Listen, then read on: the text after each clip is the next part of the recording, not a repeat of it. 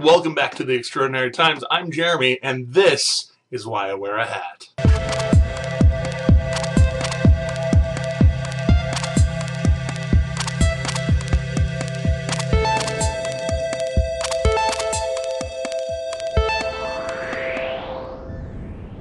And, you know, someone had to wear a hat today because I'm all alone. But that's okay, because if you don't know, AJ does a lot of work on this show, as well as a lot of other worky type things, so he does need a vacation. He's off with his family doing family things. So anyways, we move on to the news. One of the biggest stories today is, of course, that Luca Magnotta, if we're saying it right, guy from Canada, self-proclaimed porn star, who allegedly on video chopped up a guy and sent pieces of this guy to Canada political party headquarters. So, you know, crazy. And then Canada issued this, you know, manhunt for him after he fled the country. And, well, the world being the world, he was found really fast. In Berlin, where he was surfing in an internet cafe looking for himself, news on himself, in an internet cafe. And so, you know, somebody saw his picture and then saw him looking at his picture and was like, oh crap, I need to tell the police. Ran out to the street, couple of police people later, because, you know, they didn't believe him the first couple of times. But the police came in, scooped him up, and now he is probably going to be on his way back to Canada in shackles, where he will, you know, get tried and probably put in an igloo or something. I'm sorry, Canada, I just had to. And no, I don't hate Canada, I just have to feign ignorance sometimes. And we move on to China, where 23 years ago in Tiananmen Square, they had the biggest demonstration against Chinese communism and for Chinese democracy ever. And probably the biggest there will ever be, at least in current thought processes, because back in Tiananmen Square in June of 1989, the Chinese killed and or captured and detained hundreds and hundreds and hundreds of people. And thusly, to date, a lot of people are still in jail. An unknown number of people, actually, because, well, it's Communist China. And Communist China doesn't exactly talk about how the kind of people they have gulagged up very often. So, you know, if you believe in freedom of speech and freedom of, you know, expression, don't protest United States, issues nearly as much as you should other world issues like this. Moving on to interesting things that came out of communist countries, Mr. Trololololo, Edward Cahill, who hit internet stardom. You probably recognize my rendition of his song, but he died over the weekend, 77 years old now, back when he sang that and was like a ridiculously photogenic guy. It was the middle of the Cold War, and Soviet Russia did not want to hear his song about, you know, the American West and freedom and such. It offended the censors so much that he instead went out and sang his Trololololo song. So, you know, good things can come out of communism too. Now, AJ's actually going to be pissed that I covered this when he wasn't here, but because he's the big conspiracy nut. But I'm covering this because a part of me is too.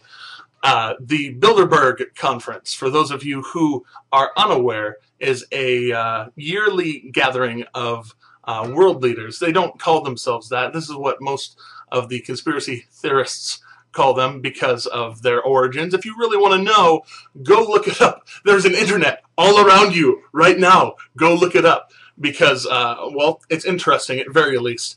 The conspiracy theories aside, it is really weird that a bunch of people who are rich and powerful and control basically everything get together on a semi-yearly basis, and they don't really talk about it. None of the news outlets talk about it or anything. But the reason it is news is because they're actually holding it again in an election year, again in America, again in the exact same place they held it back in 2008 when Barack Obama got elected.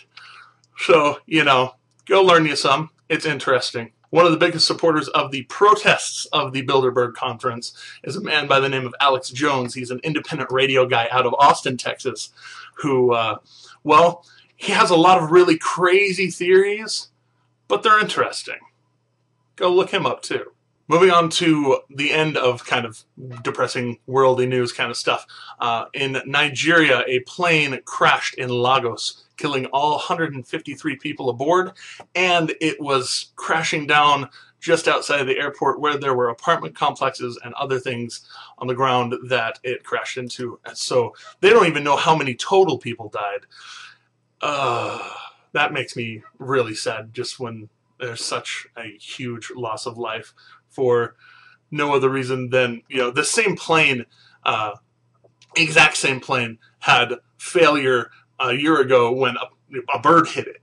It's insane that they let faulty planes continue flying even after they were really, really faulty. Moving on to Phoenix, Arizona, where a woman by the name of Catalina Klauser was, taking her five-week-old child out for a drive, and had one small problem. Well, she left him on the roof of her car as she started to drive away. This 19-year-old woman decided she was going to forget, due to circumstances that are allegedly marijuana related, her child, and I mean, the car seat came off in the middle of an intersection. This, like, it burns me up. I'm trying to withhold my rage because, you know, I recently, if you may remember previous episodes, where I talked about how I support the idea of legalizing marijuana. Well, stuff like this flies in the face of all that, because the idea of legalizing isn't for, you know, escapism. It isn't for, you know, forgetting responsibility. It's the same thing as any other good thing that can be abused. This woman was abusing this, you know, this all right thing and losing her mind, which brings me to my next point. If you want to not be a bad parent, don't escape life with mind-altering substances, alcohol, tobacco, you know, weed, any of the bad stuff. You know, it's just not worth it. Kid survived, by the way. That's kind of the reason I can be really angry at the mom and not shouting this right now. And on to Facebook news, of course, because we can't stop talking about Facebook. Now it's gone public.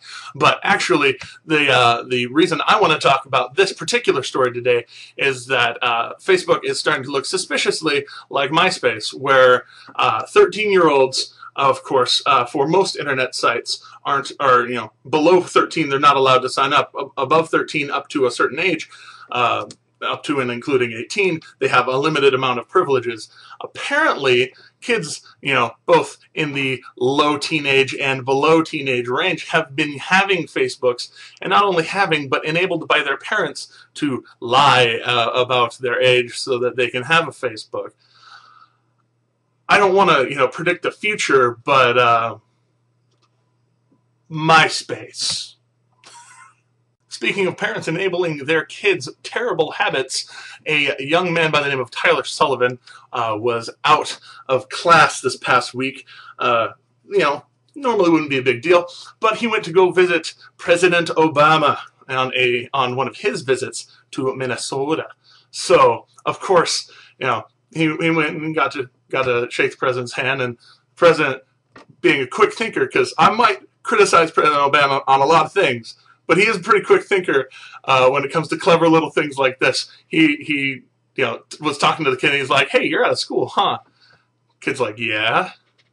President's like, "Here, let me write you an excuse note." Takes out this pad of paper. And by the way, I did not know that the president has, like, presidential paper that's like this big. But it's like little bitty pieces of paper. But it has presidential letterhead. It says the president at the bottom. So, whoa. But he actually wrote a note saying, Mr. I forget the teacher's name, Mr. Ackerman, I believe. Please excuse Tyler, ... He was with me, ! Barack Obama. So you know what? Good on you, Mr. President. clever idea, and this kid will be able to talk about this for basically the rest of his life. Yeah, life. Good job. Speaking of human beings I don't generally agree with on a very personal level, the MTV Movie Awards just happened this past weekend, and while I don't really care about almost anything that happened there, they had Dark Knight Rises featurette in the middle of it, and when they tributed Heath Ledger at the end of that, and when the lights came back up, you know, big tough Christian Bale standing there in front of people, yeah, no, was broken down crying about missing Heath Ledger. That's not really huge news, but to me, it just shows that this guy who there is, you know, video and audio evidence of him flipping out on people and just kind of being a really mean rage monster, actually is a human being like anybody else, and, you know, has feelings and misses people. And speaking of, I miss Heath Ledger too. Moving on. Thank you so much for watching The Extraordinary Times. Hopefully you watch a little more while it's just me, because it makes me feel better about life. But if not, keep watching. Thank you so much. I'm going to stop talking now. I'm Jeremy. These are Extraordinary Times. Be cognizant.